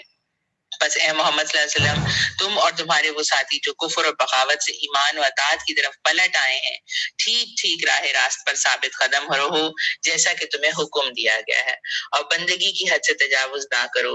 जो कुछ तुम कर रहे हो इस पर तुम्हारा रब निगाह रखता है। उन जालिमों की तरफ जरा ना झुकना वरना जहन्नुम की लपेट में आ जाओगे और तुम्हें कोई ऐसा वली और सरपरस्त ना मिलेगा जो खुदा से तुम्हें बचा सके और कहीं से तुम्हें मदद ना पहुंचेगी। और देखो नमाज कायम करो दिन के दोनों सिरों पर और कुछ रात गुजरने पर। दर हकीकत नेकियां बुराइयों को दूर कर देती हैं। ये एक याद दहानी है उन लोगों के लिए जो खुदा को याद रखने वाले हैं और सब्र कर, और अल्लाह नेकी करने वालों को का अजर कभी जाया नहीं करता। میری عزیز بہنوں، دیکھیے اس صورت کا اختتام ہو رہا ہے اور یہاں اللہ تعالیٰ مخاطب اپنے نبی کو مخاطب کر کے کہہ رہا ہے کہ ہر حال میں کھڑے رہو، کمپرومائز نہیں کر رہا ہے۔ اور کیا بات کیا ہو رہی ہے، اللہ تعالیٰ نبی صلی اللہ علیہ وسلم کو اور ان کے ساتھ ایمان لانے والوں کو کہہ رہا ہے کہ کفر اور بغاوت سے تم ایمان اور اطاعت کی طرف پلٹ آئے ہو نا، آ گئے ہو، اب تمہیں سیدھا راستہ پتہ لگ گیا ہے۔ مجھ سے اور آپ سے بھی اللہ تعالیٰ بات کر رہا ہے، ہمیں بھی سیدھا راستہ پتہ لگ گیا ہے۔ تو اللہ تعالیٰ کہہ رہا ہے جب صحیح بات تمہارے سامنے کلیئر ہو گئی ہے، اب کسی قسم کا کمپرومائز نہیں نا۔ لیکن نبی کریم صلی اللہ علیہ وسلم کے سامنے بھی بڑی بڑی آفریں تھیں، تمہاری شادی کر دیتے ہیں سب سے خوبصورت عورت سے، تمہیں مالدار بنا لیتے ہیں، اپنا سردار بنا لیتے ہیں، ایک سال تمہاری بات مانیں گے، ایک سال تم ہماری بات ماننا، ایک سال تمہارے خدا اللہ کی عبادت کریں گے، ایک سال تم ہمارے خدا۔ یہ ساری آفرز، سارے جو ہے تھی نا چیزیں، ہمارے سامنے بھی لوگ ایسی چیزیں آتی ہیں، بھائی دیکھو تم اتنا کر لو، یہاں تک کر لو، کوئی مسئلہ نہیں ہے، لیکن اس سے آگے نہیں بڑھنا۔ لیکن جب ہمیں صحیح بات پتہ لگ گئی ہے تو پھر اب ہمت کرنی ہے، اپنے آپ کو مضبوط بنانا ہے اور آگے بڑھنا ہے نا۔ اور پھر دیکھیے ساتھ میں یہاں پر یہ بات بڑی کلیئرلی کہی جا رہی ہے کہ در حقیقت نیکیاں برائیوں کو دور کر دیتی ہیں۔ جہاں جب غلطی ہو، جیسے یہ احساس ہو کہ میں نے گناہ کا کام کر لیا ہے، پلٹ کر آؤں اور کوئی نیکی کا کام کروں، مال خرچ کروں، کھڑی ہو کر 2 رکعت نماز، استغفار کی نماز پڑھوں۔ یعنی اللہ سے استغفار کی نماز نہیں ہوتی کوئی، مطلب میرا یہ نہیں ہے کہ کوئی استغفار کی 2 نفلیں ہوتی ہیں، بلکہ صرف یہ کہ 2 رکعت نفل پڑھ کر اللہ سے معافی مانگو، روؤں، شرمسار ہوں، اللہ تعالیٰ آپ نے تو مجھے سیدھا راستہ دکھا دیا تھا، میں تو صحیح چل رہی تھی، پھر دوبارہ ڈگمگا گئی، اللہ میاں معاف کر دیں، یہ میرا مال ہے، اس کو خرچ کر رہی ہوں آپ کے راستے میں، میرے گناہوں کو دھو دیں۔ پھر کیوں نہ ان قوموں میں سے جو پہلے گزر چکی ہیں ایسے اہل خیر موجود رہے جو لوگوں کو زمین میں فساد برپا کرنے سے روکتے، ایسے لوگ نکلتے بھی تو بہت کم، جن کو ہم نے ان کی قوموں میں سے بچا لیا، ورنہ ظالم لوگ تو انہی مزوں کے پیچھے پڑے رہے جن کا سامان انہیں فراوانی کے ساتھ دیے گئے اور وہ مجرم بن کر رہے۔ تیرا رب ایسا نہیں کہ بستیوں کو ناحق تباہ کر دے، حالانکہ اس کے باشندے اصلاح کرنے والے ہوں۔ بے شک تیرا رب اگر چاہتا تو تمام انسانوں کو ایک ہی گروہ بنا سکتا تھا، مگر اب تو وہ مختلف طریقوں ہی پر چلتے رہیں گے، اور بے راہ رویوں سے صرف وہی لوگ بچیں گے جن پر تیرے رب کی رحمت ہے۔ اس آزادی انتخاب اور اختیار کے لیے ہی تو اس نے انہیں پیدا کیا ہے، اور تیرے رب کی وہ بات پوری ہوگی جو اس نے کہی تھی کہ وہ جہنم کو جن اور انسانوں سب سے بھر دے گا۔ اور اے محمد صلی اللہ علیہ وسلم، یہ پیغمبروں کے قصے ہیں جو ہم تمہیں سناتے ہیں، وہ چیزیں ہیں جن کے ذریعے سے ہم تمہارے دل کو مضبوط کرتے ہیں، ان کے اندر تم کو حقیقت کا علم ملا اور ایمان لانے والوں کو نصیحت اور بیداری نصیب ہوئی۔ رہے وہ لوگ جو ایمان نہیں لاتے تو ان سے کہہ دو کہ تم اپنے طریقے پر کام کرتے رہو اور ہم اپنے طریقے پر کیے جاتے ہیں، انجام کار تم بھی انتظار کرو اور ہم بھی منتظر ہیں۔ آسمان اور زمین میں جو کچھ چھپا ہوا ہے سب اللہ کے قبضہ قدرت میں ہے، اور سارا معاملہ اسی کی طرف رجوع کیا جاتا ہے۔ بس اے نبی صلی اللہ علیہ وسلم، تو اس کی بندگی کر اور اسی پر بھروسہ رکھ، جو کچھ تم کر رہے ہو تیرا رب اس سے بے خبر نہیں ہے۔ دیکھیے پیاری بہنوں، یہ بات جو اللہ تعالیٰ کہہ رہا ہے نا کہ پھر کیوں ان قوموں میں ایسے لوگ نہیں ہوئے جو خیر کی طرف بلاتے ہیں، یعنی بھلائی کی طرف بلانا جو ہے وہ خیر کا کام ہے، اور بھلائی سے روکنا جو ہے وہ فساد کا کام ہے نا۔ اور اللہ تعالیٰ کا بڑا شکر ادا کرنا چاہیے کہ اللہ تعالیٰ اس وقت ہمیں کھینچ کے بھلائی کی طرف لے کر آ گیا ہے، لیکن جب وہ ہمیں کھینچ کے بھلائی کی طرف لے کر آ گیا ہے نا، اور ہم تک اللہ کی بات پہنچ رہی ہے، تو اب کیا کرنا ہے؟ صبر کے ساتھ، یعنی ظاہر ہے یہ کام جو ہے آسان نہیں ہے نا، مطلب یعنی جب انسان جو ہے اس بات کو سمجھ لے کہ اسے سیدھے راستے پر چلنا ہے تو یہ بڑا فیصلہ ہوتا ہے، اس فیصلے پر ثابت قدمی کے ساتھ جمنا ہوتا ہے، کیونکہ اس فیصلے پر جو آ جاتا ہے نا، شیطان سب سے زیادہ اسی کو فوکس کرتا ہے۔ اس وقت شیطان جتنا زیادہ ہمارے اوپر فوکسڈ ہے نا، ہم جب دور ہوتے ہیں قرآن سے اتنا فوکس نہیں ہوتا، جب ہم قرآن کے قریب آ جاتے ہیں تو پھر ہم پر زیادہ محنت کرتا ہے، تو ہمیں بھی اپنے اوپر زیادہ محنت کرنی ہے، یعنی اپنی دل کی خواہشوں کو یہ سمجھانا ہے کہ میں ایک مسلمان ہوں، میرا دل جو ہے میں اس کو بار بار کہوں کہ تو یہ خواہش نہیں کر سکتا، کیونکہ تو ایک مسلمان کا دل ہے. ایسا ہونا چاہیے، ایسا نہیں ہونا چاہیے نا. مجھے یہ بات دیکھتی رہنی ہے. اور پھر ساتھ میں اس بات کے لیے بھی اللہ کا شکر ادا کرنا ہے کہ اللہ تعالیٰ کے فیصلے میں میں ان لوگوں میں شامل ہوں جو ایمان لے آئی ہوں نا. اور یہ جو چیز ہے نا، ہمارا ایمان لے آنا، یہ اللہ تعالیٰ نے ہمارے اندر ایسا کوئی پوٹینشیل رکھا ہے. اس نے دیکھ لیا ہے، ہمیں پرکھ لیا ہے، وہ جانتا ہے کہ یہ وہ دل ہے، یہ وہ نفوس ہیں جو میری بات سمجھ سکتے ہیں اور میری طرف آ سکتے ہیں. ہمیں اللہ تعالیٰ نے چن لیا ہے. ٹیسٹ ہے. زندگی کیا ہے؟ اللہ تعالیٰ نے سارے انسانوں کو چاہتا مسلمان بنا سکتا تھا، سارے کے سارے جو ہے اطاعت کرتے، جس طرح فرشتے اطاعت کرتے ہیں ہم بھی اطاعت کرتے ہیں. معاملہ کیا ہے؟ سارا معاملہ یہ ہے ٹیسٹ. ٹیسٹ ہے ہمارے لیے. تم اپنی مرضی سے میری اطاعت کر کے دکھاؤ. جب تم اپنی مرضی سے میری اطاعت یہ 50 60 70 80 سال کی زندگی میں کر کے دکھاؤ گے، اس کے بعد جو تمہیں ملنے والا ہے وہ ایسا ہے جہاں تمہاری مرضی چلے گی اور جو کبھی ختم نہیں ہوگی نا. اور اس میں تمہارے لیے بھلائی ہی بھلائی ہے، کوئی نقصان نہیں ہے وہاں پر، کوئی خسارہ نہیں ہے. اور یہ سب چیزیں جو ہے، یہ سب اللہ تعالیٰ یہ سب کہہ کر اس کے بعد کہتا ہے کہ آسمان اور زمین میں جو کچھ چھپا ہے سب اللہ کے قبضے قدرت میں، اور سارا معاملہ اسی کی طرف رجوع کیے جاتے ہیں. بس اے نبی صلی اللہ علیہ وسلم، تو اس کی بندگی کر، اسی پہ بھروسہ رکھ. ایمان لانے کے بعد، سیدھے راستے پر آنے کے بعد سب سے زیادہ کام یہ بھی کرنا ہے کہ اللہ کی ذات پر بھروسہ کریں.